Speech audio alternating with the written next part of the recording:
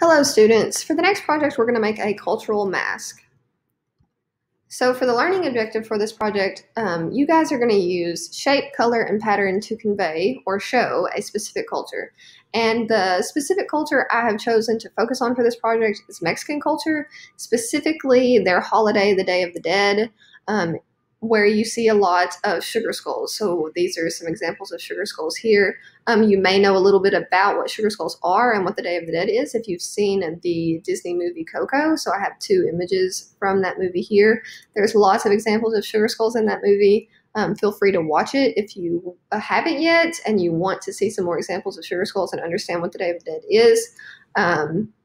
You can see on your lesson outline that one of the first things you're going to do is you're going to watch a short National Geographic video about the Day of the Dead.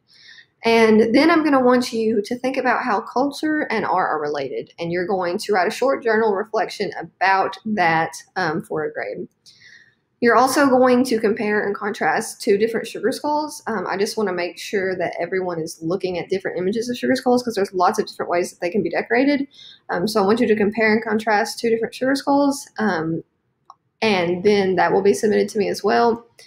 And you're also going to want to make sure you watch this video so that you know all the steps to the project. So if you do 1 through 3 before you watch the project overview, that's fine. Some people like to watch the project overview first. I just have them listed the way I would do them in a classroom with people actually there.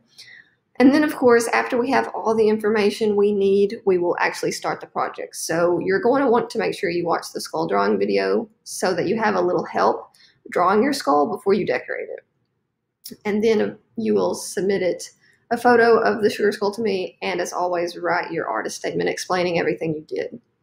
So some terms you're going to need to know are culture. So culture is kind of hard to explain because it's a lot of different things, but it's the arts and other things that make a group of people unique. And it might be the way they express themselves, just things that make certain groups of people unique with their daily life and stuff like that. Maybe their traditions, their holidays, anything like that.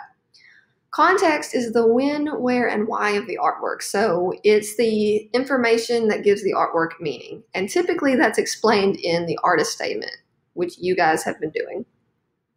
Perception is how something is seen or viewed. So you might look at a picture, and if it's about a certain culture, if you're not from that culture, you might not understand what it's trying to say. So your perception of it is going to be different than someone who's from that culture. So if you didn't know what sugar skulls were, you wouldn't really understand why they were being made.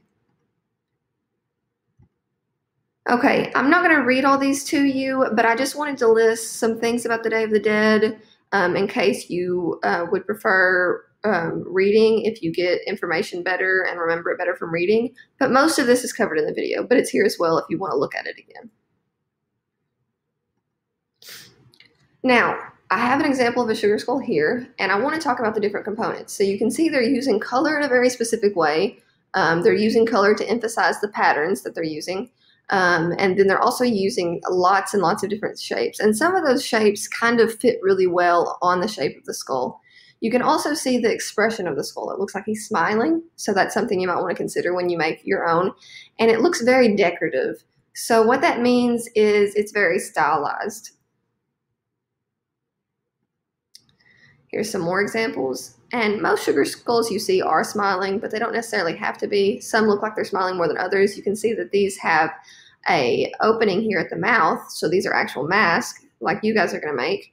And they're turned upwards, so it looks like they're smiling a little bit bigger.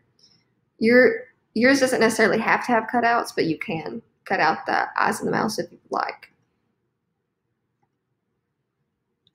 So I have another picture of examples here, but once again, this is just the steps you're going to take to make your sugar skull. So you're going to sketch out your sugar skull, which I will be able to assist you with that through the use of the skull drawing demo video.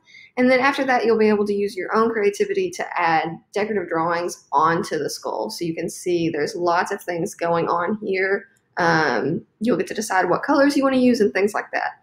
I do want you to make sure that you're outlining everything in black markers. You can see that everything has a thick black outline. That helps make it stand out.